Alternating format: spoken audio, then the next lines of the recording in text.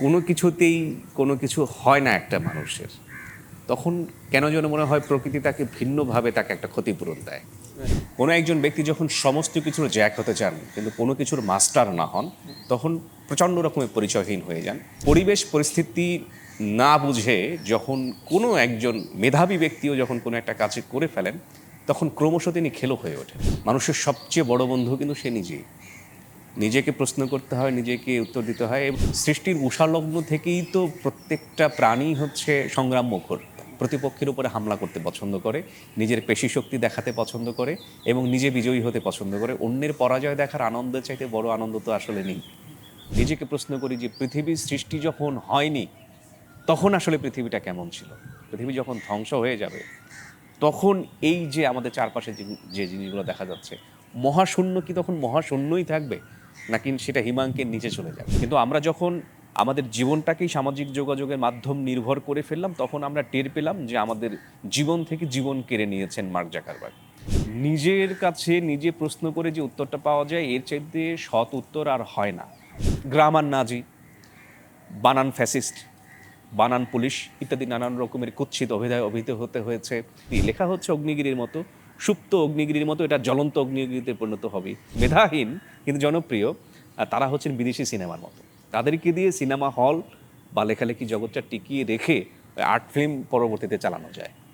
আমরা যদি মানসিকভাবে বড়লোক হতে চাই, ভ্রমণের কোনো বিকল্প কোনো কালেই ছিল না। একজন লেখক তার লেখার ভিতর দিয়ে সময়কে পড়ার চেষ্টা করেন, কিন্তু লেখককে পড়ার চেষ্টা করে কয়জন? আজ আমরা একজন লেখককে পড়ার চেষ্টা করব, জানবো তার সাহসের গল্প, তার তৈরি হওয়ার গল্প এবং জীবনকে তিনি কিভাবে ভাবেন এবং এই সময়কে তিনি কিভাবে মোকাবেলা করেন। একজন প্রাজ্ঞ তারুণ্য আখতারুজ্জামান আজাদ। আপনাকে থ্যাংক ইউ বা ধন্যবাদ, সময় দিয়েছেন আপনি।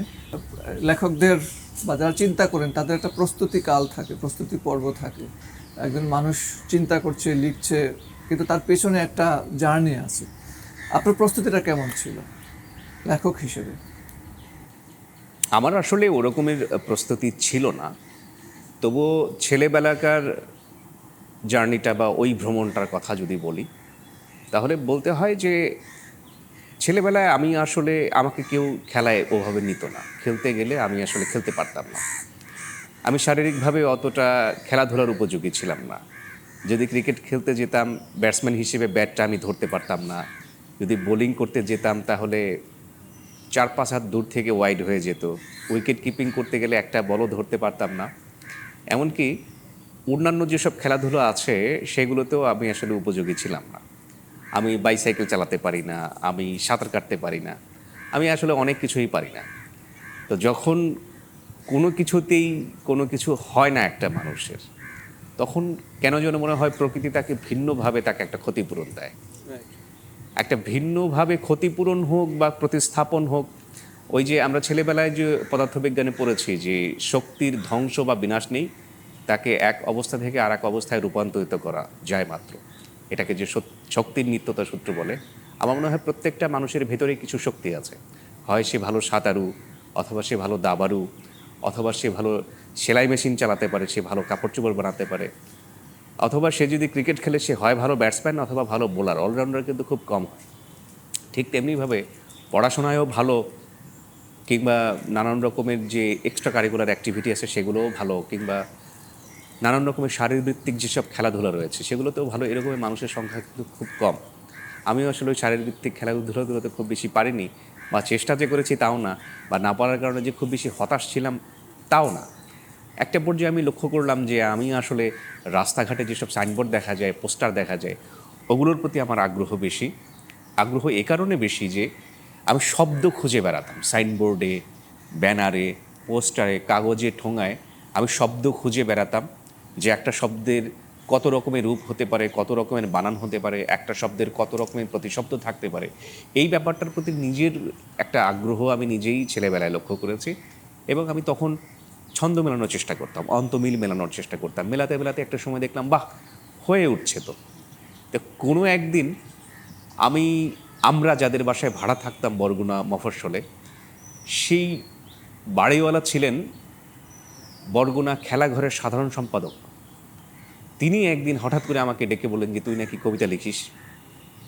আমি তাকে বললাম হ্যাঁ আমি ছড়া লেখার চেষ্টা করি। তিনি বললেন যে আমাকে দু একটা ছড়া দেখাস। তিনি আমাকে বললেন যে খেলাঘরের শিশু পত্রিকা নামে একটা পত্রিকা বের হয়, যে শিশু পত্রিকায় তোর লেখা চেপে দেবো। যদিও তিনি কখনো ছাপতে পারেননি, আসলে মফস্বল থেকে হয়তো ঢাকা পর্যন্ত লেখাগুলো পৌঁছাতে পারেননি। 2001 সালে যখন আমার বয়স 13 বছর, তখন আমার একটা প্যারোডি ছড়া ছাপা হয়েছিল।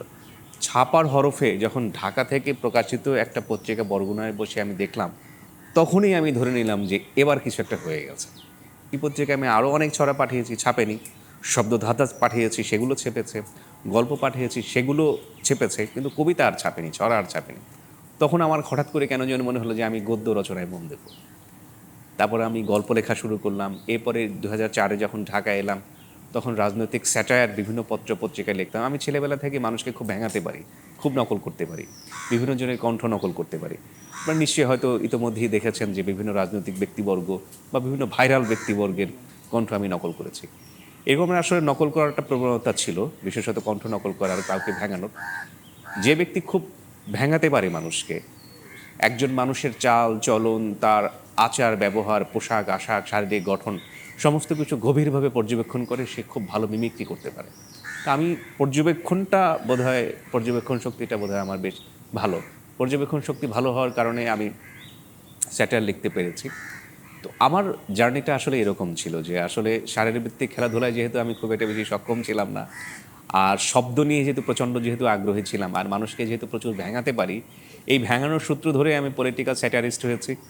আর পর্যবেক্ষণ ক্ষমতার কারণে আমি বড় বড় ছড়া লিখতে পারি। কবিতা লিখেছি একটা সময়, গদ্য কবিতা, এখন একটু আপাতত স্থগিত আছে। মানে আপনি আপনি কি পড়তে পছন্দ করেন বেশি? আমি মূলত পড়তে পছন্দ করি রাজনৈতিক কলাম। আমি নন ফিকশন পড়তে পছন্দ করি। ফিকশন আমার সত্যিকার অর্থে আমার সাথে যায় না, আমি পেরে উঠি না ফিকশন। যখন আমি কোনো কাল্পনিক চরিত্র দেখি, তখন আমার মনে হয় যে লেখক আসলে মিথ্যে বলছেন। এই ঘটনাটা ঘটেনি, তিনি আমাদেরকে জোর করে এটা শোনাচ্ছেন না। যদিও তিনি জোর করছেন না আমাকে, মানে আমার কাছে মনে হয় যে আমি জোর করে নিজেকে দিয়ে পড়াচ্ছি। আমি গল্প পড়তে পছন্দ করি না, আমি উপন্যাস পড়তেও আসলে পছন্দ করি না। ওখানে যেহেতু কল্পনার আশ্রয় রয়েছে, আমার আসলে কল্পনা শক্তি কম, অথবা আমি কল্পনা করতে খুব বেশি যে পছন্দ করি তাও না। আমি রাজনৈতিক কলাম, রাজনৈতিক বিশ্লেষণ, সেটা অতীতের হতে পারে, বর্তমানের হতে পারে, এগুলো আমার খুব পছন্দ। আর পলিটিক্যাল স্যাটার আমার খুব পছন্দ, বিশেষত যেমন আমি একজনের নাম উল্লেখ করতে পারি, তার স্যাটার খুব পছন্দ করতাম, তিনি মারা গেছেন। তিনি হচ্ছেন সৈয়দ আবুল মকসুদ। তার লেখা প্রচণ্ড রকম পছন্দ করতাম। তার লেখার একটা ধরন ছিল এরকমের যে তিনি কোনো একটা বিষয় নিয়ে লেখার সময় সরাসরি সেই বিষয়ে প্রবেশ করতেন না। সরাসরি ওই বিষয়ে প্রবেশ না করে তিনি ওই বিষয়ের কাছাকাছি অতীতে যেসব ঘটনা ঘটেছে সেসব ঘটনা যোগসূত্র তুলে ধরে তিনি মালা গাঁথতেন প্রথমে। এরপরে যে বিষয় নিয়ে তিনি আলোচনা করতে চাচ্ছেন ও বিষয়ে সামান্য কথা বলতেন, এরপরে একটা দুটো সংশ্লিষ্ট কৌতুক তিনি ঢুকিয়ে দিতেন।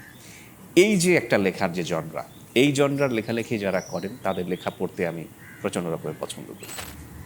আপনাকে মানে সবচেয়ে বেশি প্রভাবিত কে করেছে? রাজনৈতিক কলামের ক্ষেত্রে সৈয়দ আবুল মকসুদই সবচেয়ে বেশি প্রভাবান্বিত করেছেন।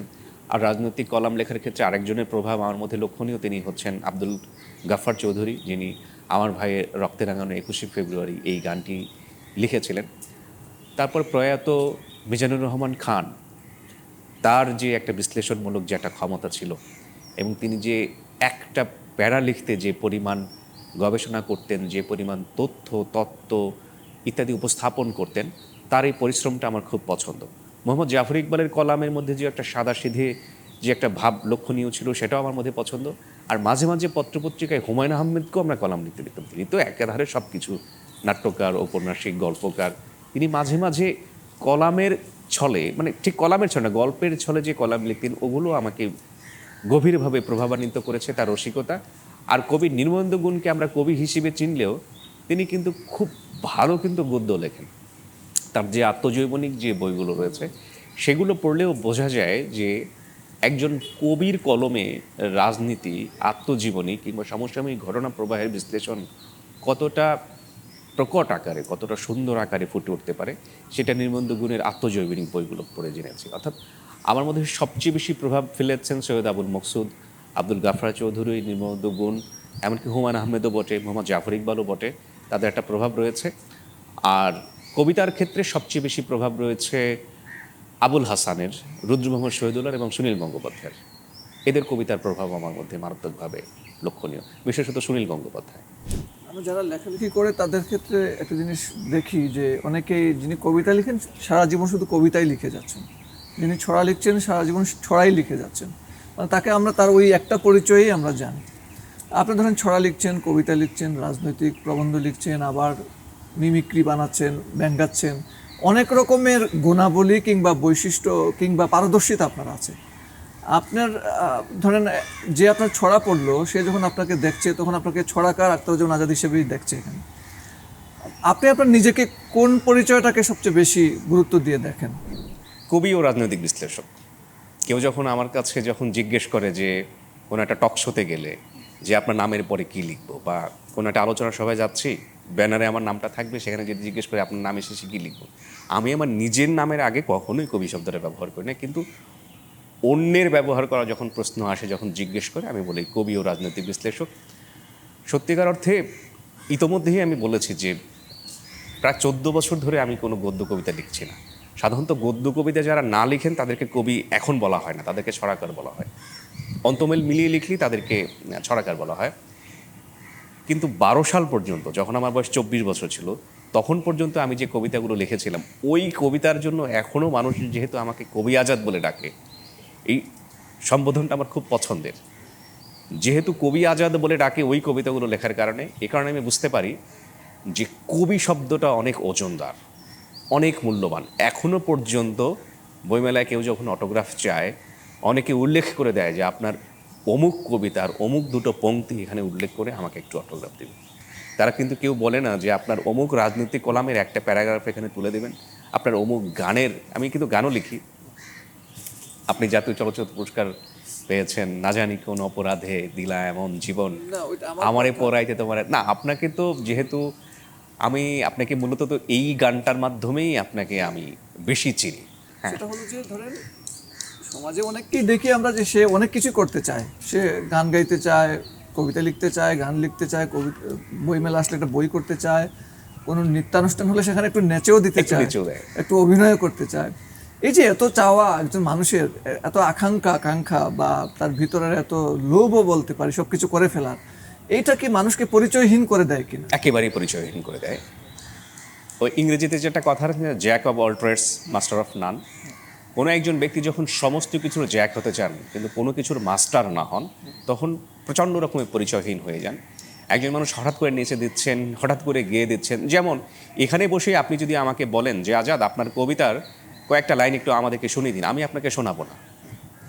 আপনি যদি বলেন যে আপনি যে গানগুলো লিখেছেন এর মধ্যে যে কোনো একটা প্যারা একটু গেয়ে দিন, আমি কোনো ক্রমেই আপনাকে আমি সেই গান আমি শোনাবো না, যদিও আমার গলায় সুর নেই। তারপরও যদি বলেন যে আপনি যতটুকু পারেন আপনি একটু গেয়ে শোনান, কিংবা আপনার একটা কবিতা আমাদেরকে এখানে পড়ে শোনান, আমি নিঃসন্দেহে বলে দিচ্ছি যে আমি এটা শোনাবো না। কেন শোনাবো না? কারণ এটা আসলে কবিতা শোনানোর জায়গা না। কবিতা যদি শোনাতে হয় স্টুডিওতে গিয়ে শোনানো উচিত। গান যদি গাইতে হয় সেটার একটা পরিবেশ আছে। পরিবেশ পরিস্থিতি না বুঝে যখন কোনো একজন মেধাবী ব্যক্তিও যখন কোনো একটা কাজ করে ফেলেন, তখন ক্রমশ তিনি খেলো হয়ে ওঠেন, একটা পরিচয়হীনতার মধ্য দিয়ে তিনি যান। এবং তিনি যদি মেধাবীও হন, তার ওই মেধাটাও আর থাকে না। এবং সবচেয়ে বড় একটা কথা হচ্ছে যে যে যতই মেধাবী হোক না কেন, যে যতই শিল্প সৃষ্টি হোক না কেন, গণমানুষ যদি তাকে প্রত্যাখ্যান করে, তিনি যতই মেধাবী হন ওই মেধাটা কাজ করে না। আর ব্যক্তিত্বহীন মানুষকে গণমানুষ সবসময় প্রত্যাখ্যান করে এসেছে, প্রত্যাখ্যান করছেন, প্রত্যাখ্যান করবেন। তার মানে এটা কি বলা যায় যে মেধাবীর সহজলভ্যতা আসলে ব্যক্তিত্বহীনতাও? নিঃসন্দেহে, নিঃসন্দেহে। একজন ব্যক্তি নিজেকে যখন প্রচণ্ড রকমের সহজলভ্য করে ফেলেন, সমস্ত জায়গায় তাকে পাওয়া যায়। একজন জাতীয় চলচ্চিত্র পুরস্কার প্রাপ্ত কণ্ঠশিল্পী, তিনি হঠাৎ করে রিকশার মধ্যে বসে নাতনিকে চেপে ধরে তিনি ওখানে বসে লাইভে যাচ্ছেন, তিনি সেখানে গান শোনাচ্ছেন। এই ব্যাপারটা, তিনি থাকবেন আমাদের কাছে দূর আকাশের তারা, কিন্তু তিনি যখন দূর আকাশের তারা না হয়ে, তিনি অনেকবার জাতীয় চলচ্চিত্র পুরস্কার আপনি পাওয়ার পরে হঠাৎ করে রিকশার মধ্যে বসে, আপনি চলন্ত রিকশার মধ্যে বসে আপনি গান শুরু করবেন, সামান্য কিছু ভিউ আসবে, হয়তো মনিটাইজেশন থেকে দুটো পয়সা পাওয়া যাবে, এই তো। কিন্তু যে পয়সাটা পাওয়া যাচ্ছে ওটা না করে বরং নিজের কাজে মন দিলে আরও বেশি পয়সা পাওয়ার কথা ছিল। অর্থাৎ আমরা এই নিজের সঙ্গে তো মানুষ কথা বলে, আমিও বলি, আপনিও বলেন, কি ধরনের কথা বলেন এবং আপনার নিজস্ব আপনার বোঝাপড়াটা কেমন? প্রচণ্ড যখন নিঃসঙ্গ বোধ করি, নিজের সঙ্গে নিজের কথা তো বলতেই হয়। নিজের সঙ্গে নিজে একটা কথা মানুষ যদি না বলে তাহলে কিন্তু সে মরে যায়, একজন মৃত মানুষে পরিণত হয়। মানুষের সবচেয়ে বড় বন্ধু কিন্তু সে নিজেই। নিজেকে প্রশ্ন করতে হয়, নিজেকে উত্তর দিতে হয়। এবং এখন আমি ক্যামেরার সামনে কথা বলছি বলে যে আমি বানিয়ে বানিয়ে এই প্রশ্নটার উত্তর দেবো তা না। যেটা সত্য আমি সেটাই বলি, যেটা একদম সত্য সেটাই বলি। নিজেকে প্রশ্ন করি যে আসলে এই মুহূর্তে যে আমার কোনো কথা বলার মানুষ নেই, কেন নেই? থাকতেও তো পারতো। এই প্রশ্নটা সবার আগে করি। তারপরে আমার কি কি দোষে এই মুহূর্তে আমি নিঃসঙ্গতায় ভুগছি, সেই দোষগুলো নিয়ে চিন্তা করার চেষ্টা করি। অথবা এই মুহূর্তে কোনো একটা মানুষ যদি থাকতো, তাকে আমি কি বলতাম, ওই কথাগুলো আমি নিজেকে নিজে বলি। তার সাথে কি কি নিয়ে আমার কথা কাটাকাটি হতো, বাক্য বিনিময় হতো, সেই সমস্তগুলো আমি নিজেই নিজের সাথে করি। অনেক সময় খুঁজেও বেড়াই যে কাকে এই মুহূর্তে ফোন করা যায়, কার সাথে সাক্ষাৎ করা যায়। কিন্তু নিজেকে এমন একটা অবস্থায় নিয়ে গেছি যে এখন কিন্তু সবার সাথে কথা বলাও যায় না। বললে নানান রকমের বিপদ আছে, কে কোথায় ফাঁস করে দেয়, কে কোথায় ঠাস করে কে কোন কথা কোথায় লাগিয়ে দেয়, এরকমের একটা অনিশ্চয়তা কিন্তু থেকে যায়। তো অনিশ্চয়তা থেকে যাওয়ার কারণে নিজের সাথে এই নিজে এখন প্রসঙ্গটা কথা নিয়ে আসে আমরা যে মানুষে এই যে বিশ্বাস করতে পারছি না, আমি কাকে কি বলবো, কতটুকু বলবো, মেপে মেপে বলছি, একটা অটো সেন্সরশিপ কাজ করছে আমাদের মানুষের প্রতি। মানুষের এই অবিশ্বাসটা এত বেড়ে গেল কেন? এই অবিশ্বাসটা বেড়ে গেছে, এর পেছনে সামাজিক যোগাযোগের মাধ্যমে একটা ভূমিকা আছে। আমরা নিজেকে সবসময় সামাজিক যোগাযোগের মাধ্যমে প্রাসঙ্গিক রাখতে চাই। প্রাসঙ্গিক রাখতে গিয়ে আমরা অনেক সময় আমাদের অন্যদের ব্যক্তিগত গোপনীয়তা আমরা ভেঙে ফেলি। কেউ হয়তো রসিকতা করতে গিয়ে কেউ হয়তো সামাজিক যোগাযোগের মাধ্যমে বলে ফেললো যে অমুক আমাকে এই কথাটা বলেছিল। এবং অনেক সময় দেখা যায় যে সম্পর্ক ছেদ হলেও অনেকে এই কথাগুলো ফাঁস করে দেয়। তো তখন দেখা যায় যে কোনো একজন ব্যক্তি গণমানুষের মনোযোগ আকর্ষণ করার জন্যে অনেকের ব্যক্তিগত ঘটনার অনেক সময় প্রকাশ করে দেয়। এই যে একটা প্রতিযোগিতা, কে কত বেশি গোপন তথ্য প্রকাশ করতে পারবে, এটা একটা। আর পারস্পরিক অবিশ্বাস, সেটা হচ্ছে যে সৃষ্টির উষালগ্ন থেকেই তো প্রত্যেকটা প্রাণী হচ্ছে সংগ্রাম মুখর, প্রতিপক্ষের উপরে হামলা করতে পছন্দ করে, নিজের পেশি শক্তি দেখাতে পছন্দ করে এবং নিজে বিজয়ী হতে পছন্দ করে। অন্যের পরাজয় দেখার আনন্দের চাইতে বড় আনন্দ তো আসলে নেই। অন্যকে হারাতে পারা, অন্যকে, ওই বীর ভোগ্যায় বসুধা বলে একটা কথা রয়েছে। সবাই তো আমরা প্রতিহিংসা পরায়ণ, প্রতিশোধ মুখর। মাঝে মাঝে মুখোশ পরে থাকি যে আমি প্রতিশোধ মুখর না, আমি প্রতিহিংসা পরায়ণ না। কিন্তু প্রতিশোধ পরায়ণতা এবং প্রতিহিংসা পরায়ণতা সবার মধ্যেই তো কম বেশি আছে। পারস্পরিক অবিশ্বাসের এই সূত্রটা আসলে সৃষ্টির উষালগ্ন থেকেই। আমরা সবাই তো আসলে হিংস্র প্রাণী। গতকালই আমার এক বন্ধুর সাথে কথা হচ্ছিল এবং সে আসলে বলছিল যে মানুষ আসলে পৃথিবীর প্রাণী না, মানুষ আসলে এলিয়েন, বাইরে থেকে কোথাও থেকে এসেছে। তার যুক্তিটা ছিল এরকম যে সে আমাকে বলেছিল যে তুই দেখ, যে কোনো প্রাণীরই একমাত্র চিন্তা হচ্ছে শুধু খাওয়া এবং বংশবৃদ্ধি করা। খাওয়াটা শেষ হয়ে গেলে এবং সামান্য একটু বংশবৃদ্ধিজনিত কাজকর্ম হলেই কোনো প্রাণী আর কোনো কাজ করে না, ছোটাছুটি করে না, নিজের মতো করে বিশ্রাম নেয়। কিন্তু আমাদের দিকে চেয়ে দেখ, আমাদের এত বাড়িঘর, আমাদের এত চাকরি বাকরি, আমাদের পদোন্নতি, আমাদের বদলি, আমাদের সংসার, আমাদের ব্যাংক বিমা, আমাদের গণমাধ্যম ইত্যাদি কোনো কিছুই কিন্তু পৃথিবীর সাথে সামঞ্জস্যপূর্ণ না। পৃথিবীর অন্যান্য প্রাণী একদিকে, মানুষ একদিকে। এই যে মানুষের মধ্যে যে প্রতিযোগিতা, ওর কথাটা আমার খুব পছন্দ হয়েছে যে আসলে মানুষ পৃথিবীর প্রাণী না, মানুষ হচ্ছে এলিয়েন। এটা আসলেই তো, অন্যান্য প্রাণীর তো এত সব চাহিদা নেই, মানুষের কেন এত চাহিদা? আপনার কখনো চাকরি করতে ইচ্ছে করেনি বা জীবিকা কখনো বাধা হয়ে দাঁড়ায়নি আপনার শিল্পকর্মে? চাকরি আমার কখনোই করতে ইচ্ছে হয়নি স্বয়ংক্রিয়ভাবে। নিজে থেকে আমার কখনোই মনে হয়নি যে আমার এই চাকরিটা করতে হবে, আমাকে ব্যবসা করতে হবে, আমাকে আইনজীবী হতে হবে, এরকমের চিন্তা কখনো আসেনি। তবে হ্যাঁ, একটা পর্যায়ে এসেছে যখন সামাজিক স্বীকৃতির একটা বিষয় আছে। আমি লেখক, এটা আপনি জানেন, আপনি লেখক, এটা আমি জানি। আপনার কাছে আমি একজন গুরুত্বপূর্ণ ব্যক্তি, আমার কাছেও আপনি একজন গুরুত্বপূর্ণ ব্যক্তি। কিন্তু আমার মনে হয় না যে আপনার পরিবারের কাছে বা আপনার আত্মীয় স্বজনদের সবার কাছে আপনি স্বীকৃতি পেয়েছেন। তাদের কাছে আপনি একজন বেকার মানুষ। আবার আমারও পরিবারের কাছে এবং আত্মীয় স্বজনদের কাছে এবং অনেক বন্ধু বান্ধবের কাছে আমি হচ্ছি একজন অকর্মা, অথর্ব এবং বেকার একজন মানুষ। যখন সামাজিক স্বীকৃতির যখন অভাব ঘটে, যখন পরিবারের কোনো কোনো সদস্য, যখন আত্মীয় স্বজনদের মধ্যে কেউ কেউ জিজ্ঞেস করে আমি কি করি, আমি যখন বলি লেখালেখি করি, তখন তারা বলে হ্যাঁ লেখালেখি তো বুঝলাম, তুমি আসলে কি করো? লেখালেখিটাকে তারা যখন কাজ মনে করে না, তারা যখন বলে যে তুমি বিশ্ববিদ্যালয়ের সর্বোচ্চ ডিগ্রি নিয়ে তুমি ডিগ্রিটাকে কাজে লাগালে না, এই বিষয়ে তারা যখন কটু কথা বলে, তির্যক মন্তব্য করে, তখন মনে হয় যে আমি তো আসলে যে সামাজিক কাঠামোগত যে একটা পেশা, ওই পেশায় গেলে বোধহয় এই তীব্র কটাক্ষ থেকে আমি মুক্ত থাকতে পারতাম।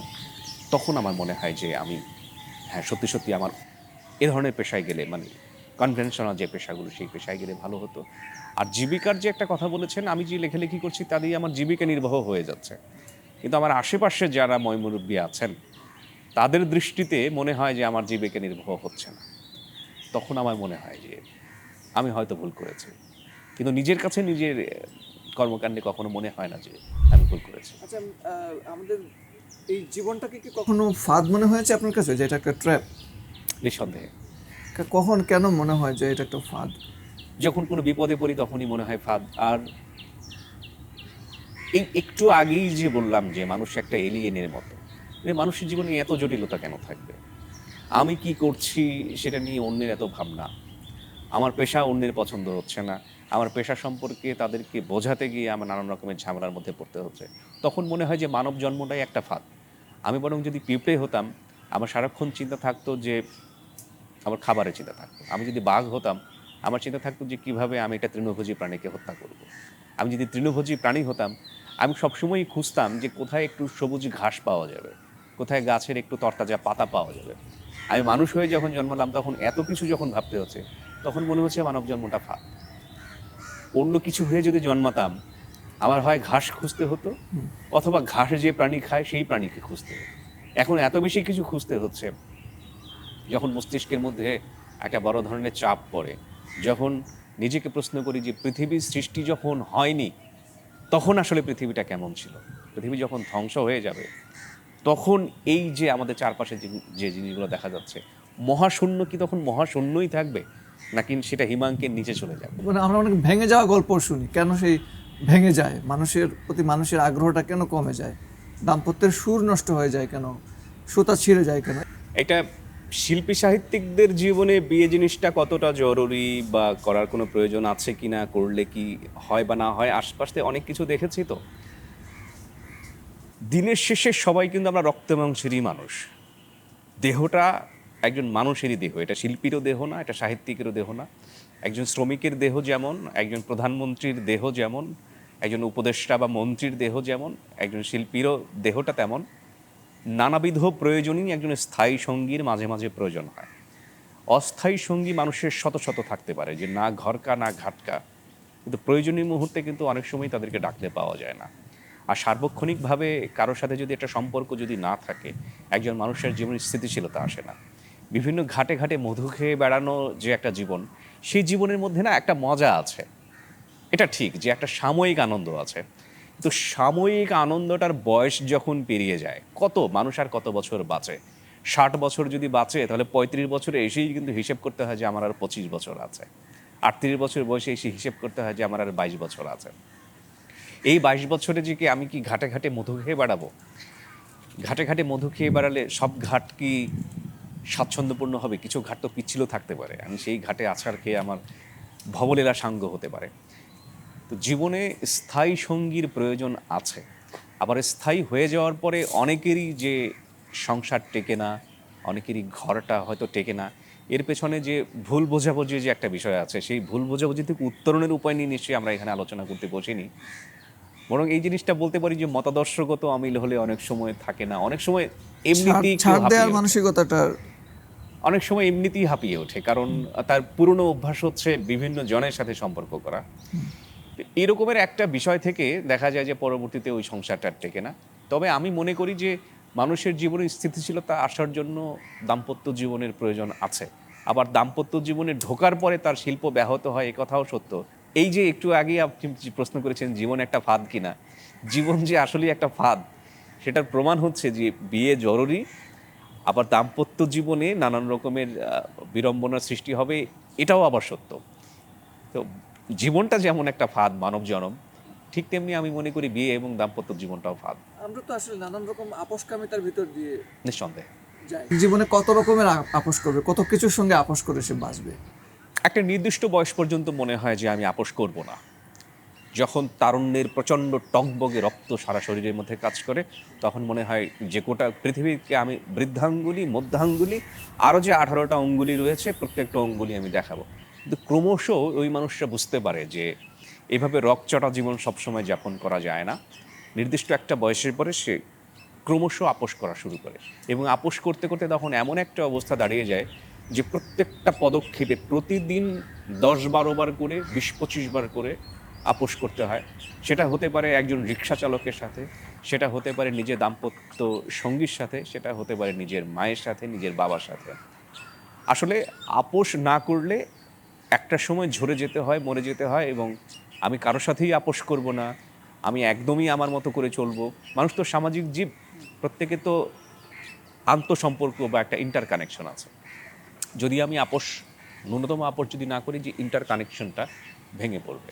ইন্টার কানেকশন বা আন্তঃসম্পর্কটা যদি ভেঙে পড়ে, একজন মানুষ যতই তেজি হোক, যতই সাহসী সাহিত্যিক হোক, ওই যে দিনের শেষে ওই শরীরটা তো একজন প্রাণীরই, একজন মানুষেরই।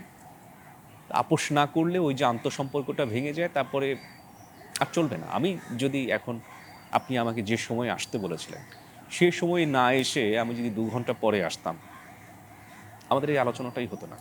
তো এরকম ওই আন্তঃসম্পর্কটা ভেঙে যাতে না যায়, এই জন্য কিছু কিছু আপোষ তো আমাদেরকে করতেই হয়। রাজনীতি আমাদের জীবনকে কিভাবে প্রভাবিত করে কিংবা নিয়ন্ত্রণ করে, বিশেষ করে আমাদের এই অঞ্চলে?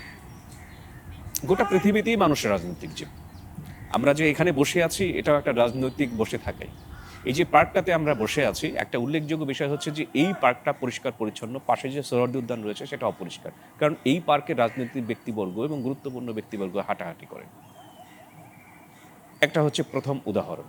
দ্বিতীয় উদাহরণ যদি দেই, সেটা হচ্ছে যে আমাদের দেশে বিগত 1.5 বছরে যা কিছু ঘটেছে, নিঃসন্দেহে অন্যান্য যে কোনো সরকারের আমলে চাইতে সেটা একটু খারাপ ছিল। সেটি যে নেতিবাচক ছিল, এর কারণ হচ্ছে দেশের রাজনৈতিক ব্যবস্থা ভেঙে পড়েছিল। রাজনৈতিক ব্যবস্থা ভেঙে পড়েছে বলে শিল্প সাহিত্য বন্ধ হয়ে গেছে, বিশ্বকাপ বন্ধ হয়ে গেছে, বইমেলা দেরিতে শুরু হয়েছে। যারা রাজনীতি অপছন্দ করে, যারা আই হেইট পলিটিক্স বলে, যে বড়লোকের সন্তানরা, সেই বড়লোকদের ব্যবসাও কিন্তু ব্যাহত হচ্ছে। তারাও কিন্তু দারিদ্র্যের মধ্যে পড়ে গেছে। অর্থাৎ যে ছেলেটা বা যে মেয়েটা রাজনীতি অপছন্দ করে, সেও কিন্তু রাজনীতিরই শিকার হচ্ছে। যিনি একেবারে সাধারণ শ্রমিক, তিনি যাত্রী পাচ্ছেন না। যিনি যাত্রী, তিনি আবার যানবাহন পাচ্ছেন না, যানবাহন পেলেও তার আবার ভাড়ায় পোষাচ্ছে না। এই যে একটা সামাজিক শৃঙ্খল বা একটা সামাজিক অবকাঠামো যে ভেঙে পড়লো, এটা রাজনৈতিক অবকাঠামো ভেঙে পড়েছিল বলেই এমনটা হলো। দেশের রাজনৈতিক অবকাঠামো ভেঙে পড়েছে বলেই এখন শ্রীলঙ্কা এবং ভারতে যে বিশ্বকাপ হচ্ছে, সেই বিশ্বকাপে আমরা নেই। রাজনৈতিক ব্যবস্থা ভেঙে পড়েছিল বলেই এখন বইমেলা শেষ হয়ে যাওয়ার কথা, কিন্তু এখন মাত্র বইমেলা শুরু হয়েছে। এরকম আমাদের জীবনে যে রাজনীতির কতটা প্রভাব রয়েছে, সেটা আমরা গত 1.5 বছরে হাতে কলমে দেখেছি, চোখে আঙুল দিয়ে আমাদেরকে দেখিয়ে দেওয়া হয়েছে। অনেক সাহসী প্রতিবাদী লেখা লিখে থাকেন আপনি, আপনি কি ভয় পান না? লিখতে গিয়ে যে ভয় পাই কিনা, এই প্রশ্নের উত্তর হচ্ছে অবশ্যই ভয় পাই। যদি বলি যে আমি ভয় পাই না, এটা তো আসলে প্রচণ্ড রকমের মিথ্যাচার করা। ভয় পাই। ভয় পাই বলেই কোনো কোনো লেখা শুরু করার আগে কয়েক বছর চিন্তা করি যে এই লেখাটা আমি আদৌ লিখবো কিনা। কয়েক মাস ধরে সিদ্ধান্ত নিই যে আমি কবে লিখতে বলবো। কয়েক সপ্তাহ ধরে ঘাটাঘাটি করি যে কোন বাক্যটা না লিখলে আমার জন্য জীবন বাঁচানো সহজ হবে, কোন শব্দটা লিখলে আমার জন্য একটু বাইরে বের হওয়াটা একটা সহজ হবে। এই ভয়টা তো নিশ্চয়ই পাই। আর নানাবিধ ভয় সবসময় থাকে। দরজায় কড়া নাড়ার শব্দ শুনলেই আমার মনের ভেতরে সন্দেহ জাগে যে কড়াটা আসলে কে নেড়েছে। কারণ আমার বাসায় তো কড়া নাড়ার খুব বেশি মানুষ নেই। আমার বাসার সমস্ত সদস্য যখন বাসায় উপস্থিত থাকেন, তখনও যদি কড়া নাড়ার শব্দ শুনি, তখনই মনে হয় কড়াটা আসলে কি আইন শৃঙ্খলা রক্ষাকারী বাহিনীর কেউ নেড়েছে, নাকি অন্য কোনো ঘাতক এসেছে অন্য কোনো উদ্দেশ্য নিয়ে, অন্য কোনো রকমের যদি তার কোনো মতলব থেকে থাকে। দরজায় কড়া নাড়ার শব্দেও আমি ভয় পাই। যখন ফেসবুক স্ক্রল করতে আমার সামান্য একটু দেরি হয়, কোনো একটা পেজ ওপেন হতে যখন আমার 5 থেকে 7 সেকেন্ড সময় লাগে, তখনই আমি আতঙ্কে থাকি আমার ফেসবুক অ্যাকাউন্টটা আছে তো, নাকি এটা কোনোভাবে লগ আউট হয়ে গেছে। আপনি তো জানেন যে অ্যাকাউন্ট হ্যাকড হলে সেটা লগ আউট হয়ে যায়। সারাক্ষণকে একটা আতঙ্কে থাকতে হয়। কোনো একটা লেখা পোস্ট করার আগে পরেও চিন্তা করতে হয় যে এরপরে কি বিভিন্ন রাজনৈতিক দলের যে লাঠিয়াল বাহিনী, বট বাহিনী আছে, তারা কি এই লেখাটা পোস্ট করার পর কি আমাকে নিয়ে সালিশি বসাবে, এই লেখাটা পোস্ট করার পরে আমাকে নিয়ে কি চরিত্র হনন হবে। এতদিন মামলা হয়নি, ঠিক এই লেখাটার পরে কি মামলার যাত্রাটা আমার প্রথমবারের মতো শুরু হবে। আমাকে আদালতে বারান্দায় দৌড়াদৌড়ি করতে হবে, কোনো ক্রম কি আমাকে স্ত্রী ঘরে ঢুকতে হবে? এরকমের একটা আতঙ্ক নিয়ে কিন্তু সবসময়ই থাকতে হয়। প্রতিবাদ করাটা এতটাও সহজ না, দূর থেকে যতটা সহজ মনে হয়। কিন্তু এত চাপ নিয়ে ঘুমাবেন কিভাবে, বাঁচবেন কিভাবে? আমার কিন্তু ঘুম হয় না। মানুষ তো রাতে ঘুমায়, আমার দিনেও ঘুম হয় না। কখনো কখনো দিনে বিকেলবেলায় ঘুম হয়, কখনো কখনো দিনের সন্ধ্যাবেলায় ঘুম হয়, ঘুমটা ভাঙে রাত ২টায়। অর্থাৎ আমি কিন্তু দিনের সময়টাও পাই না, রাতের সময়। আমার দিন রাত সমান। ওই যে হেলাল হাফিজের কবিতা আছে না, যে এখন আমি মানে রাত দেখি তো দিন দেখি না, দিন দেখি তো রাত দেখি না, এরকমের কিছু একটা আছে। রাজনীতি নিয়ে লেখালেখি করতে গেলে একটা মানুষের দিন রাত সমান হয়ে যায়, তার কখনোই ঘুম হয় না। এই যে আমি এখানে বসে আছি, এটা অনেক কষ্ট করে আমাকে এখানে আসতে হয়েছে। মানে এই যে সময়টা ধরতে পারলাম, আপনি যে আমাকে একটা অ্যাপয়েন্টমেন্ট দিয়েছেন, সেই সময় মোতাবেক যে আসতে পারলাম, এটা একটা বড় ধরনের সংগ্রাম ছিল। ঘুম হয় না। বেঁচে থাকাটা মরার মতো বেঁচে থাকা, এই বেঁচে থাকাটাকে বেঁচে থাকা বলে না, এটা একটা জীবন মৃত অবস্থা, মানে জিন্দা মরণ বা জীবন মৃত অবস্থা। এই অস্বাভাবিকতা বহন করছেন কি ইচ্ছে করেই নাকি হয়ে গেছে? হয়ে গেছে, ইচ্ছে করেই এই জীবন কেউ বেছে নেয় না। প্রথম প্রথম তো মজা পেয়েছিলাম, আনন্দ পেয়েছিলাম, যে ভালোই তো লাগে প্রতিবাদ করতে, সবাই প্রশংসা করছে। কিন্তু সেই জীবনটাই যখন একটা পেশায় পরিণত হয়ে গেল, নেশা যখন পেশায় পরিণত হয়ে গেল, এখান থেকে তো সহজে বের হওয়া যায় না। না, এই জীবনটা বেছে নিইনি, এটা হয়ে গেছে, এটা স্বয়ংক্রিয়ভাবে হয়ে এটা গেছে। তো গেল আপনার স্ট্রাগল। এমনিতে আমাদের দেশের মুক্তবুদ্ধির চর্চা কি সম্ভব হচ্ছে? না, মুক্ত চিন্তা একেবারেই সম্ভব না। আমাদের দেশে মুক্তবুদ্ধির চর্চা কখনোই সম্ভব না। যতক্ষণ পর্যন্ত ঘাতকদের চোখে না পড়ে, ততক্ষণ পর্যন্ত একজন ব্যক্তি মুক্তবুদ্ধির চর্চা করতে পারে। যতক্ষণ পর্যন্ত একজন লেখক শাসক গোষ্ঠীর জন্য হুমকি হয়ে না ওঠেন, ততক্ষণ পর্যন্ত তাকে মুক্তবুদ্ধির চর্চা করতে দেওয়া হয় বা তিনি সুযোগটা পান। এই রাষ্ট্রের মুক্তবুদ্ধির চর্চা যারা করে, তাদেরকে চোরের মতো থাকতে হয়। সারাক্ষণই নিজের মধ্যে একটা অপরাধ বোধ কাজ করে, যে আমি কি করলাম, সত্য কথাটা বলে দিলাম। বাংলাদেশের পজিটিভ জিনিসগুলো কি দেখেন? আমরা কোন দিক থেকে এগিয়ে আছি বলে মনে করি? আমাদের দেশের মানুষজন দুর্নীতিবাজ হলেও সহজ সরল। যখন আপনি গ্রামে কোথাও যাবেন, গিয়ে যখন সেখানে পানি চাইবেন, খেতে চাইবেন, আপনাকে বিনা প্রশ্নে খেতে দেবে। আপনি গ্রামে গিয়ে যখন কাউকে গিয়ে জিজ্ঞেস করবেন অমুকে বাড়িটা কোথায়, নিঃসন্দেহে দেখিয়ে দেবে। সম্ভবত বিশ্বের অন্যান্য দেশে এটা নাও হতে পারে, আমি যাইনি যেহেতু। এদেশের মানুষ দুর্নীতিবাজ হলেও, সংঘাতপ্রবণ হলেও, এখনও কিছু কিছু জায়গায় সহজ সরল, কিছু কিছু জায়গায় এদেশের মানুষকে এখনও পর্যন্ত বিশ্বাস করা যায়। এই যে এখনও পর্যন্ত বিশ্বাসের জায়গাটা পুরোপুরি উঠে যায়নি, এটাই হচ্ছে বাংলাদেশের সবচেয়ে বড় সম্পদ। না, আমরা তো যে ঢালাওভাবে বলি যে দেশের মানুষ সব খারাপ, কিন্তু দেশের সব মানুষ তো না, খারাপ না। সব মানুষ খারাপ।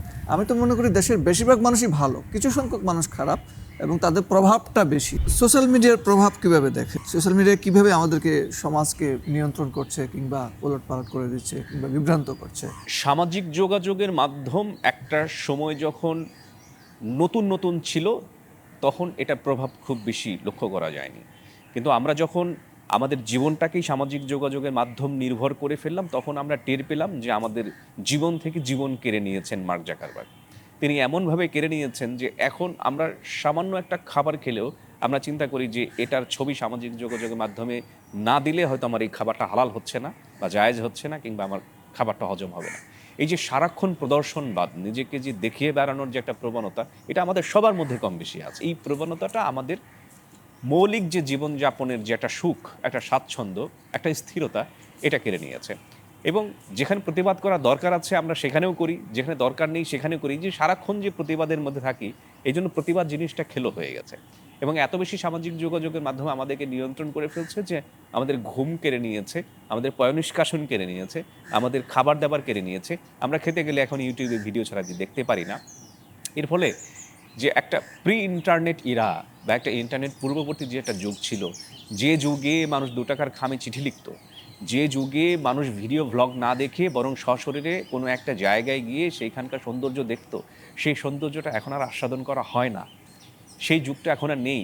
সেই যে চিঠির জন্য যে একটা অপেক্ষার যে একটা প্রবণতা ছিল, এখন আপনাকে যদি আমি একটা মেসেজ পাঠাই, আপনি যদি আমাকে 10 সেকেন্ডের মধ্যে যদি উত্তর না, আপনার সবুজ বাতি জ্বলছে আর আপনি যদি 10 সেকেন্ডের মধ্যে উত্তর না দেন, আমি ভাবছি যে উনি কি আমাকে উপেক্ষা করছেন, তিনি কি আমাকে অপমান করছেন, তিনি কি আমাকে তাচ্ছিল্য করছেন, তিনি কি নিজেকে অনেক বড় ভাবেন নাকি, তিনি অনেক বড় হনু হয়ে গেছেন হরিদাস। আমি 10 সেকেন্ডের মধ্যে আপনাকে হরিদাস পাল ভাবছি, আপনাকে বিশেষ আব্দুল্লাহ ভাবছি। অর্থাৎ আপনাকে আমি ভুল বুঝছি, এমনও হতে পারে আপনি মারা গেছেন, সবুজ বাতিটা জ্বালিয়ে রেখে আপনি মারা গেছেন, কিন্তু আমি তো জানি না যে আপনি মারা গেছেন, আপনার মৃত্যুর খবরটা আরও কিছুক্ষণ পরে পাবো। এই যে আমাদের মধ্যে একটা স্থিরতা যে আগে ছিল, সেটা আমাদের উপর থেকে কেড়ে নিচ্ছে, এবং গোটা বিশ্বে একটা অস্থিতিশীলতা তৈরি হয়েছে। যখন তখন সরকার পতন, কালার রেভলিউশন হচ্ছে, সামাজিক যোগাযোগের মাধ্যমে অপরাধ প্রবণতা তো বেড়েছি, সেই বিষয়ে না যাই। যে মৌলিক জিনিসটায় হাত দিতে চাচ্ছি সেটা হচ্ছে যে আমাদের জীবনের মৌলিকত্বটা কেড়ে নিয়েছে সামাজিক যোগাযোগের মাধ্যম, আমাদের ঘুম কেড়ে নিয়েছে, আমাদের মানসিক শান্তি কেড়ে নিয়েছে, এবং নিজেকে সবসময় প্রাসঙ্গিক রাখতে গিয়ে, আমরা নিজেকে সবসময় গুরুত্বপূর্ণ রাখতে গিয়ে আমরা পাগলামি করে ফেলছি, আমরা এলোমেলো আচরণ করে ফেলছি, যেটা আগে ছিল না। এই যে রমনা পার্কে বসে আড্ডা দেওয়ার যে একটা প্রবণতা আগে ছিল, সেটা এখন নেই। আমরা ভিডিও করার জন্য রমনা পার্কে আসছি, হাঁটাহাঁটি করার জন্য না। এটাই হচ্ছে সামাজিক যোগাযোগের মাধ্যমের একটা বিশাল সৃষ্ট ক্ষতি। আমি প্রায় সময় একটা জিনিসের মোকাবেলা করতে হয় বা দেখি আর কি, এলিটিজম কাজ করে কিছু কিছু ক্ষেত্রে কিছু মানুষের মধ্যে, যে সে গ্রামে জন্মাইছে, উনি সে শহরে জন্মাইছে, উনি গ্রামের কোনো ইউনিভার্সিটিতে কলেজে পড়াশোনা করছে, আর আমি তো ঢাকা বিশ্ববিদ্যালয় স্টুডেন্ট। এই যে মানুষের মধ্যে যে বিভাজন তৈরি করা, চিন্তার বিভাজন, তাকে এই এলিটিজমটা আপনি কিভাবে দেখেন? এটা আমাদের জাতিগতভাবেই আমরা একটু প্রতিযোগিতা প্রবণ, এবং আমরা একটু সুপিরিয়রিটি কমপ্লেক্সে বা একটু অতিমন্যতায় ভুগি। অন্যকে হীনমন্যতায় ভোগাতে পারলে আমাদের ভালো লাগে।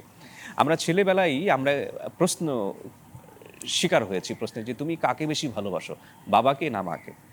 এই প্রশ্নটার শিকার কিন্তু আমাদেরকে হতে হয়েছে। বাবাকে বেশি ভালোবাসো না মাকে বেশি ভালোবাসো, এখানেও একটা প্রতিযোগিতা ওখান থেকে শুরু করে দেওয়া হয়েছিল।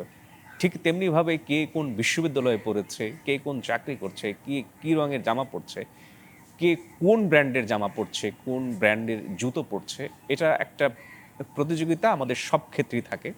পোশাকে থাকে, খাবারে থাকে, আমি কোথায় ঘুরতে যাচ্ছি সেটাতেও থাকে। যেমন আমি যদি এখন সমুদ্র দেখার জন্য আমি যদি পটুয়াখালীতে চলে যাই, অনেকেই এসে বলবে তুমি তো মালদ্বীপে গেলেই তো পারতে। আমি যদি পাহাড় দেখার জন্য এখন একটু বান্দরবানে চলে যাই, কেউ কেউ এসে হয়তো বলতে পারেন তুমি তো দার্জিলিং গেলেই পারতে। ঠিক তেমনিভাবে কেউ যদি গ্রামের বা মফস্বলের একটা কলেজে সে যদি স্নাতক পড়ে, তাহলে তাকে প্রচণ্ড রকমের আঘাত করা হয় যে তুমি তোমার বিভাগীয় শহরের বিশ্ববিদ্যালয়ে পড়তে পারতে, তুমি ঢাকা বিশ্ববিদ্যালয়ে পড়ার কেন সুযোগ পাওনি, তুমি কেন বুয়েটে পাওনি। এটা হচ্ছে যে আমাদের সব কিছুতে নিজেকে শ্রেয় ভাবার যে একটা প্রতিযোগিতা, এটা ছেলেবেলা থেকে আমাদের মধ্যে এটা ঢুকিয়ে দেওয়া হয়।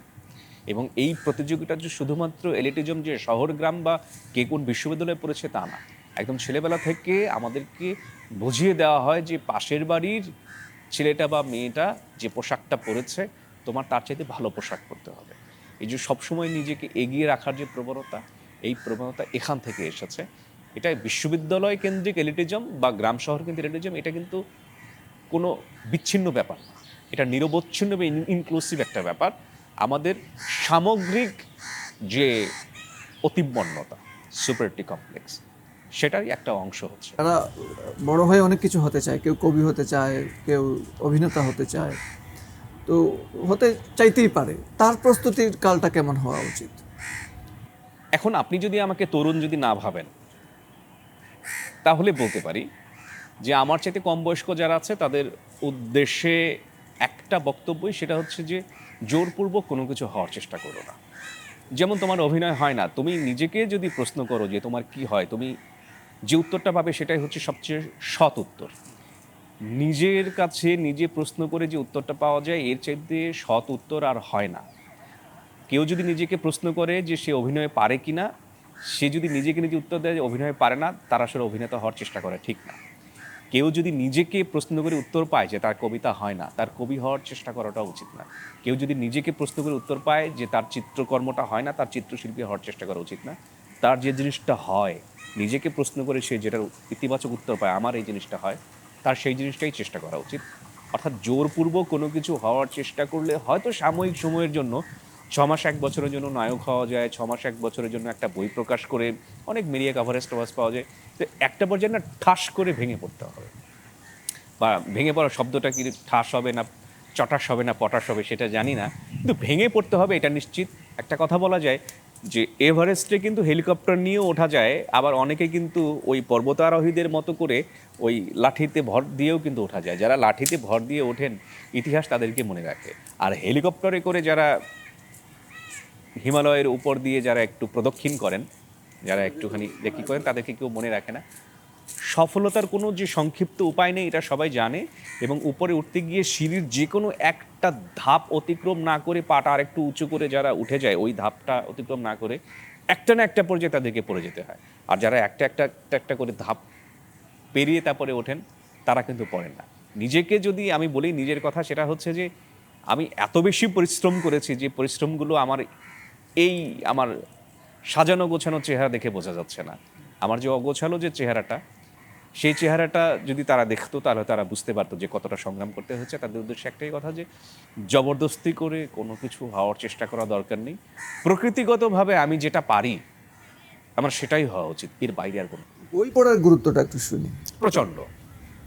এই যে আমরা এখন বই পড়ছি না, আমরা আগেকার যুগে যে মানুষ যে কাজটা করতো, সেটা হচ্ছে দূরপাল্লার বাসে করে যাতায়াতের সময় বা ট্রেনে করে যাতায়াতের সময় হাতে ছোট একটা বই থাকতো, কিংবা ট্রাফিক জ্যামে পড়লে সেই সময়টা কাটানোর জন্য একটা বই থাকতো। আমাদের হাতে সংবাদপত্র ছিল। তো এখন সমস্ত কিছু স্মার্টফোনের মধ্যে ঢুকে যাওয়ার ফলে যেটা হচ্ছে, পড়ার প্রবণতা নষ্ট হয়ে যাচ্ছে। পড়ার প্রবণতা নষ্ট হলে সবচেয়ে বড় যে ক্ষতিটা হয়, মানুষের কল্পনা শক্তিটা নষ্ট হয়ে যায়। আমি শুরুতেই বলেছিলাম আমার কল্পনা শক্তি কম। এটার অন্যতম একটা কারণ হতে পারে যে খুব অল্প বয়সেই আমি সামাজিক যোগাযোগের মাধ্যমে প্রচণ্ড আসক্ত হয়ে পড়েছিলাম। এখনও সেই আসক্তিটা আছে। বই না পড়লে একটা মানুষের সবচেয়ে বড় যে ক্ষতিটা হয়, তার কল্পনা শক্তিটা নষ্ট হয়ে যায়। সে কোনো কিছু কল্পনা করতে পারে না।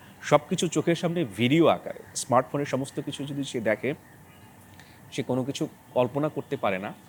সে বুঝতে পারে না যে এই ঘটনার প্রকৃত মাহাত্ম্য কী। কিন্তু সে যখন বই পড়বে, বইয়ের মধ্যে যেহেতু ভিডিও থাকে না, বইয়ের মধ্যে যেহেতু নোটিফিকেশন নেই, নোটিফিকেশন মুক্ত, ভিডিও মুক্ত একটা জগৎ হচ্ছে বই। এই বইটা পড়ার সময় কেউ কাউকে উত্ত্যক্ত করে না, কেউ কাউকে ডিস্টার্ব করে না, কেউ নোটিফিকেশন পাঠিয়ে কেউ অপেক্ষা করে না যে সাথে সাথে উত্তর দিতে হবে। বইটা পড়তে গেলে সবচেয়ে যে সুবিধাটা হয়, সেটা হচ্ছে যে ছিল এক রাজা, তার ছিল 3টে রানী, প্রত্যেক রানী ছিল 10টা করে ছেলে। এই 3টা বাক্য বলার সাথে সাথে 34টা চরিত্র কিন্তু সামনে চলে আসে। রাজা একজন, 3জন রানী, আর 10টা করে যে ছেলে, 30টা তাদের ছেলে। তাহলে মোট 34টা চরিত্র মুহূর্তের মধ্যেই, 1 সেকেন্ডের মধ্যে আমরা ভেবে ফেলি এই 34টা চরিত্র। কিন্তু এই 34টা চরিত্র যদি আমাকে ভিডিওতে দেখিয়ে দেওয়া হয়, আমি কিন্তু আর কল্পনা করব না। এই কল্পনার জগৎটা যাতে নষ্ট না হয় এবং আমাদের মধ্যে অস্থিরতা যাতে তৈরি না হয়, সেজন্য সবচেয়ে বড় একটা উপায় হচ্ছে বই পড়া। তো বই যারা না পড়বে, তারা অস্থির থাকবে, তাদের কল্পনা শক্তি নষ্ট হয়ে যাবে এবং তারা জীবিত থেকেও একটা মৃত জীবন যাপন করবে। আপনি অনেকের বানান ভুল ধরেন, নিজে বানান নিয়ে কাজ করেন, অনেক বড় মানুষের বানান ভুল ধরেন এবং সেটা পোস্ট করেন এবং অন্যকেও সেটা শেখান। আপনি কোনো বিড়ম্বনার শিকার হতে হয়েছে? হ্যাঁ, বিড়ম্বনার শিকার অবশ্যই হতে হয়েছে। কারণ বড়রা তো ভুল করলেও মনে করে যে এটা ধরিয়ে দেওয়া অপরাধ। এটা ধরিয়ে দেওয়া অপরাধ, এবং বানান ভুল ধরিয়ে দেওয়ার কাজ একদম ছেলেবেলা থেকে করছি। আমি 2004-এ যখন ঢাকায় এসেছিলাম, তখন ঢাকায় আসার পরে বাসার আশেপাশে রাস্তাঘাটে যেসব দোকানে ভুল ভ্রান্তি ছিল সাইনবোর্ডে, আমি সেসব দোকানে 2 টাকার খামে করে চিঠি দিতাম। মানে অর্থাৎ একদম ছেলেবেলা থেকে এই অভ্যাসটা ছিল। আর বড়বেলায় যখন কোনো বড় মানুষের ভুল, তো দূরের কথা, ছোট মানুষ, মানে কাউকে বড় বা ছোট করছি না, মানে অখ্যাত মানুষের ভুল যখন ধরিয়ে দিয়েছি, তারাও প্রতিক্রিয়া ব্যক্ত করেছেন। আর বড় মানুষরা সাধারণত, মানে যারা পাবলিক ফিগার, তারা প্রতিক্রিয়া ব্যক্ত করেন না। তবে গ্রামার নাজি, বানান ফ্যাসিস্ট, বানান পুলিশ ইত্যাদি নানান রকমের কুৎসিত অভিহিত হতে হয়েছে। কেউ কেউ এমনও বলেছে যে খেয়ে দেয়ে কাজ নেই বলে এই বানান ধরার এই কাজগুলো করছি।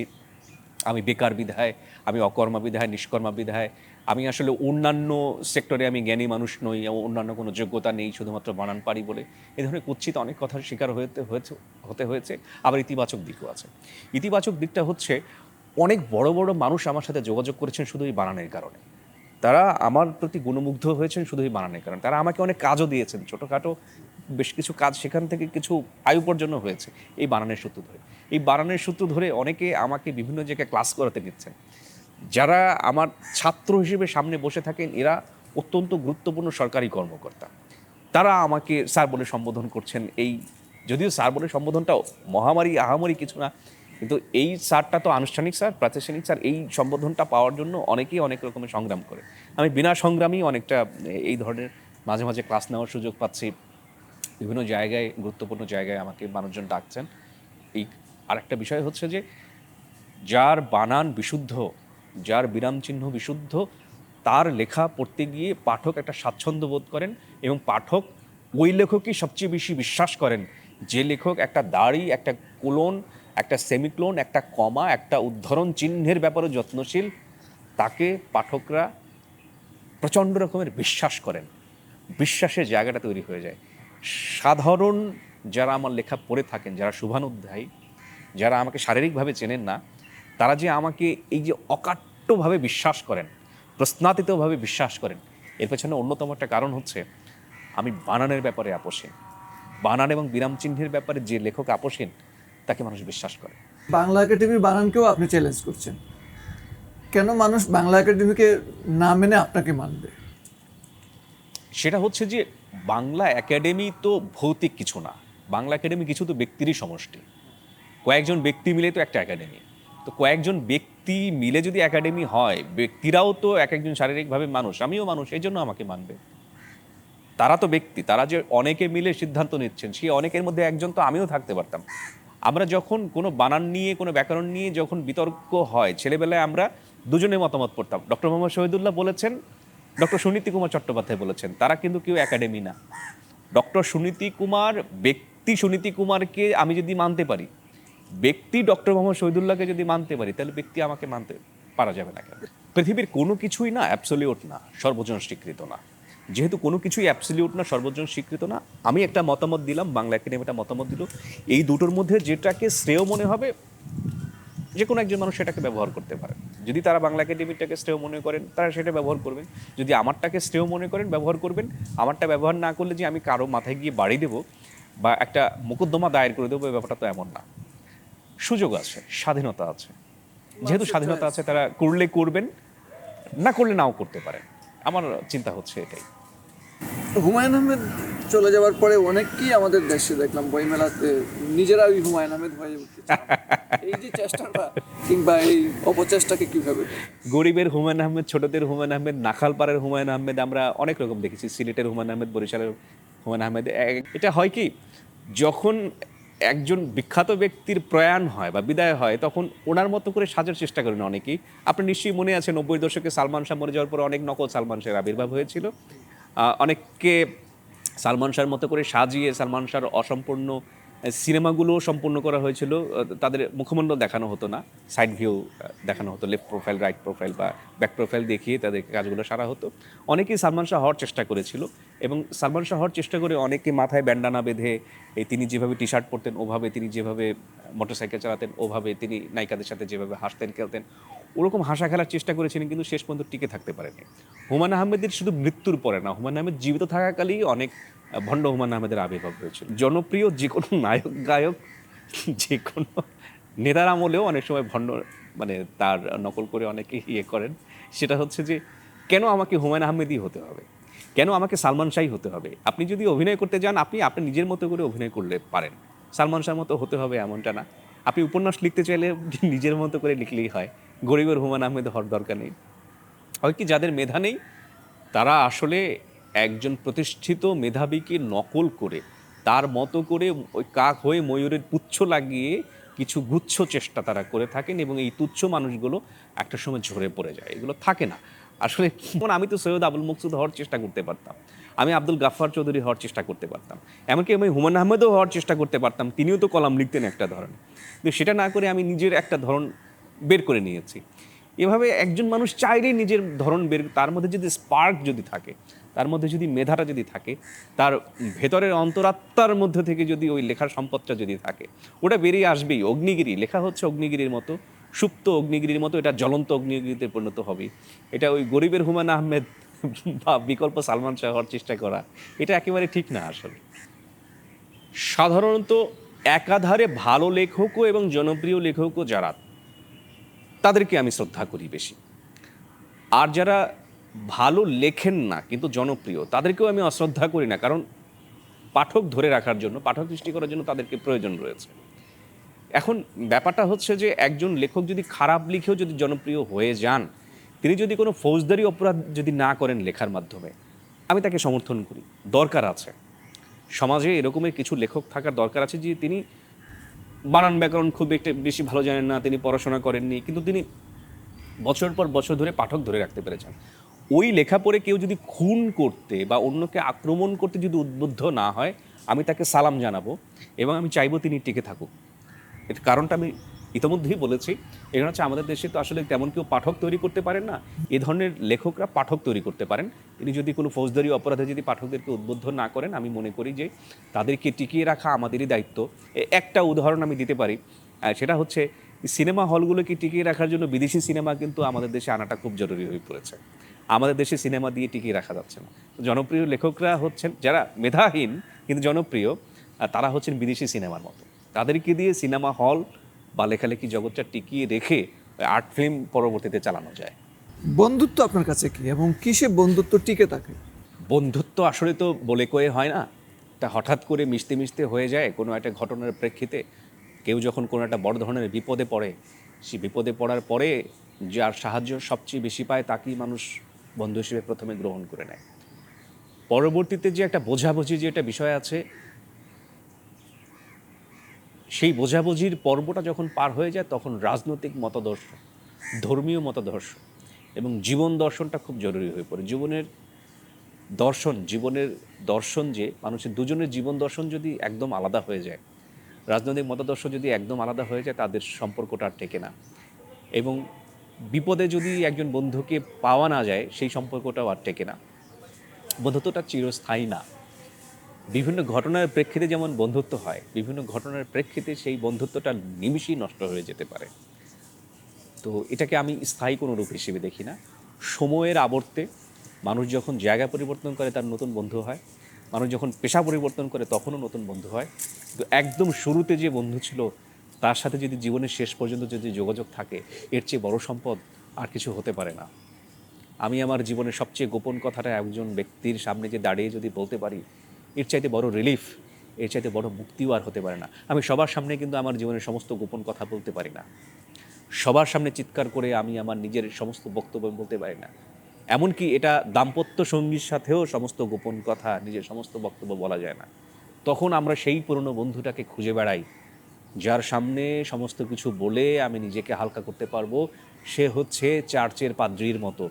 পাদ্রির সামনে দাঁড়িয়ে যেমন অনেকেই অপরাধ স্বীকার করে এসে নিজেকে হালকা বোধ করে, সেই বন্ধু হচ্ছে সেই পাদ্রির মতো। কিন্তু সেই পাদ্রির মতো বন্ধু চিরদিন ধরে রাখা তো আসলে আমাদের ব্যস্ততার কারণে সম্ভব হয় না। যদি সম্ভব হয় তাহলে ওই ব্যক্তিটা খুব সৌভাগ্যবান। যে কেউই যদি জীবন দর্শন সম্পর্কে আমার কাছে কোনো ধরনের মতামত বা পরামর্শ চায়, যদিও আমি জীবন বিশেষজ্ঞ নই, একটা শব্দই শুধু বলবো যে আমাদের সবার উচিত মিনিমালিস্টিক হওয়া। যেখানে যতটুকু প্রয়োজন আমরা অতটুকুই করব, যতটুকু খাওয়া দরকার আমরা খাবো, যতটুকু পড়া দরকার পড়বো, যতটুকু পড়া দরকার পড়বো, যতটুকু ঘোরা দরকার ঘুরবো। এর মানে আমি নিজের কাছে যতটা প্রয়োজনীয় মনে করি, কিন্তু অন্যকে দেখানোর জন্য আমার একটা জায়গায় 10টা পোশাক কিনতে হবে, অন্যকে দেখানোর জন্য এই রেস্টুরেন্টে না খেয়ে ওই রেস্টুরেন্টে খেতে হবে, অন্যকে দেখানোর জন্য আমি বাংলা মাধ্যমে সন্তানকে না পড়িয়ে আমি ইংরেজি মাধ্যমে পড়াবো, অমুককে দেখানোর জন্য আমরা মাস্টার মাইন্ডে না পড়িয়ে মানারাতে পড়াবো, মানারাতে না পারিয়ে আরও কি ইংরেজি স্কুলে আমি নামও জানি না। এই যে সবসময় যে একটা প্রতিযোগিতার মধ্যে থাকা, এই অতি প্রতিযোগিতার মধ্যে না থেকে প্রতিযোগিতায় থাকতে হবে অবশ্যই সেটা নিজের সাথে। আমি গতকাল যতটুকু সফল ছিলাম, আগামীকাল তার চাইতে যেন একটু বেশি সফল থাকি, পরশু যেন আরেকটু বেশি সফল থাকি। এই প্রতিযোগিতা আমাদের মধ্যে থাকতে পারে, কিন্তু অমুকের চেয়ে বেশি সফল আমাকে হতে হবে, এই প্রতিযোগিতাটা আমাদের মধ্যে যাতে না আসে। আমরা মিনিমালিস্টিক জীবনযাপন ছেড়ে আমরা যেন অপচয় মুখর জীবনযাপনে আমরা যাতে ঢুকে না যাই। আমাদের দরকার নেই কোনো একটা জিনিসের, কিন্তু সেটা কিনে ফেলে রাখছি শুধুমাত্র অন্যকে দেখানোর জন্য, জাহির করার জন্য। এই যে জাহির করার প্রবণতা, এই যে ইঁদুর দৌড়, এই যে অতি প্রতিযোগিতা, এই প্রতিযোগিতার বাইরে যদি আমরা কোনোভাবে বেরোতে পারি, আমার মনে হয় যে আমাদের যাপিত জীবন এবং আমাদের এই বসবাসের যে এই যে ব্রহ্মাণ্ড, এই যে পৃথিবী, এই যে সৌরজগৎ, আমার মনে হয় আরেকটু সুন্দর হবে যদি আমরা এই অসুস্থ প্রতিযোগিতা থেকে বের হই। ভ্রমণের গুরুত্বটা কেমন? পছন্দ করেন কিনা, করেন কিনা, কিংবা অন্যকে কি ভ্রমণে উৎসাহিত করবে? প্রচণ্ড পছন্দ করি। ভ্রমণে গিয়ে লেখার অনেক বিষয়বস্তু পাওয়া যায়। ভ্রমণে গিয়ে আমরা হয়তো ভাবি যে একটা বই পড়েই আমরা ওই দেশটা সম্পর্কে জেনে নিতে পারবো, আমরা একটা ভিডিও ব্লগ দেখে আমরা অনেক কিছু জেনে নিতে পারবো, কিন্তু ভিডিওতে বা বইয়ে একটা জায়গাকে যেভাবে দেখানো হয়, যেভাবে বর্ণনা করা হয়, বাস্তবতা আর সেটা প্রায়শই এক হয় না, সম্পূর্ণ আলাদা হয়। ওখানে যাওয়ার যে একটা আয়োজন, টিকিট কাটা থেকে শুরু করে, জামা কাপড় গোছানো থেকে শুরু করে, ট্রলি গোছানো থেকে শুরু করে, ওখানকার হোটেল বুকিং থেকে শুরু করে সমস্ত কিছু, এই যে একটা যাত্রা, এই যাত্রার মধ্যে দিয়ে অনেকগুলো মানুষের সাথে না কথা হয়। হোটেলের ম্যানেজারের সাথে কথা হয়, হোটেলের স্টাফের সাথে কথা হয়, নতুন একটা জায়গায় গিয়ে সেখানকার রেস্টুরেন্টে মানুষের সাথে কথা হয়, এলাকাবাসীর সাথে কথা হয়, সেখানকার বাতাস উষ্ণ না শীতল সেটা অনুভব করা হয়, সেখানকার দৃশ্য কতটুকু সবুজ কতটুকু ধূসর সেটা দেখা হয়, সেখানে ধুলাবালির ঘ্রাণ কেমন সেটা দেখা হয়। এটা কিন্তু মোবাইল ফোনে বা এটা বইয়ে হয় না। এই যে সমস্ত কিছু শারীরিকভাবে আস্বাদন করার যে একটা উপায় হচ্ছে ভ্রমণ। এই ছোটাছুটিটুকু না করলে মানুষের স্থবির হয়ে যায়, মানুষের চিন্তাধারাও খুব সংকীর্ণ হয়ে যায়। যে ব্যক্তি বিশ্ব ভ্রমণ করেননি, বিশ্ব ভ্রমণ না হোক, অন্তত ভ্রমণে যতটুকু সুযোগ আছে, যে ব্যক্তি সুযোগ থাকা সত্ত্বেও ভ্রমণ করেন না, তার মন মানসিকতা কিন্তু সংকীর্ণ হয়। তিনি ভালো কর্মকর্তাও হতে পারেন না, লেখালেখির কথা বাদ দিলাম। তিনি যদি শিল্প সাহিত্য জগতের মানুষ যদি নাও হন, তিনি যদি ব্যবসায়ীও হন, তিনি যদি একদম কেরানিও হন, তিনি একটা ছোট লোক প্রজাতির কেরানি হয়ে দাঁড়াবেন যদি ভ্রমণ করার সুযোগ থাকা সত্ত্বেও তিনি যদি ভ্রমণ যদি না করেন। ভ্রমণ করলে মানুষের মন প্রশস্ত হয়, মানুষের চোখ প্রশস্ত হয়, মানুষের চিন্তাধারা প্রশস্ত হয়। ভ্রমণ না করলে আমাদের চোখ, আমাদের মনোজগৎ নিবিষ্ট থাকে 6 ইঞ্চি স্ক্রিনের মধ্যে, আর আমরা প্যানোরামা ভিউটা পাই আমরা যখন কোনো একটা জিনিস দেখতে যাই। যদি আমরা না দেখি, আমরা যদি একটা খাবার যদি না চাখি, আমরা খাবারের মর্যাদা যেমন বুঝবো না শুধু ওই ফুড ব্লগিং দেখে, ঠিক তেমনিভাবে ভ্রমণ না করলে আমরা ছোট লোক থেকে যাব। আমরা যদি মানসিকভাবে বড়লোক হতে চাই, ভ্রমণের কোনো বিকল্প কোনো কালেই ছিল না। যেমন জীবন তো আসলে যাপন না উদযাপনেরও বিষয়, দুঃখটাকেও উদযাপনের বিষয়। তো এই হতাশ যে মানুষগুলি, তারুণ্য বিশেষ করে আত্মহত্যা প্রবণ, তাদের উদ্দেশ্যে কি আপনি কিছু বলবেন শেষ যেতে যেতে?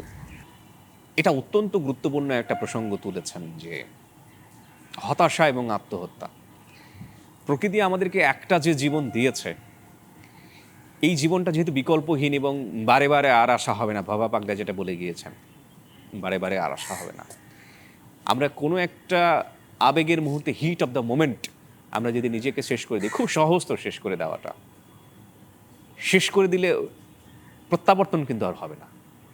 স্বদেশ প্রত্যাবর্তন বিভিন্ন রাজনৈতিক নেতার হয়, কিন্তু পৃথিবীতে প্রত্যাবর্তন কিন্তু হয় না। কেউ যখন একবার মরে যায়, একবার মরে গেলেই চিরতরে শেষ। আমার মনে হয় যে মরে যাওয়ার ইচ্ছে যদি জাগে, কেউ যেন ভ্রমণে চলে যায়। মরে যাওয়ার ইচ্ছে যদি জাগে, কেউ যেন নতুন একটা কাজে নিজেকে সম্পৃক্ত করে, যে নিজেকে যেন অলস মনে না হয়। ব্যস্ত মানুষরা আমার মনে হয় আত্মহত্যা করে না, ব্যস্ত মানুষরা নিজেকে শেষ করে দিতে চায় না।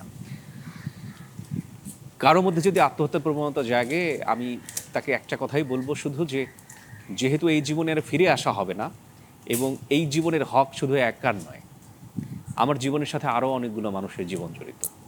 আমি নিজেকে শেষ করে ফেলা মানে হচ্ছে তাদেরকেও ক্ষতিগ্রস্ত করা। প্রত্যেকটা জীবন কিন্তু একটা বিনিয়োগ, প্রত্যেকটা সন্তান কিন্তু একটা বিনিয়োগের মতো। একজন বাবা মা একটা সন্তানের পেছনে অর্থ, শ্রম, মায়া, মমতা ইত্যাদি অনেক কিছুই বিনিয়োগ করেন। যে প্রত্যেকটা মানুষের জীবন কিন্তু একটা প্রজেক্ট। তো আমি যখন নিজেকে শেষ করে ফেলছি, আমি অন্যের একটা প্রজেক্টকে ধ্বংস করে ফেলছি। অন্যের একটা প্রজেক্টকে ধ্বংস করে ফেলার কোনো অধিকার নেই। আমরা ভ্রমণে যাই, নিজেকে ব্যস্ত রাখি, আমরা একে অন্যের সাথে মিথস্ক্রিয়ায় লিপ্ত হই, আমরা আড্ডা দিই, আমরা পার্কে ঘুরে বেড়াই, আমরা গল্প পড়ি, আমরা উপন্যাস পড়ি, আমরা ভালো একটা ধ্রুপদী একটা চলচ্চিত্র দেখি। আমরা সত্যজিৎ রায়ের একটা চলচ্চিত্র দেখলে হয়তো আমাদের বেঁচে থাকতে ইচ্ছে হবে ওই চলচ্চিত্রের নায়ককে বা নায়িকাকে দেখে।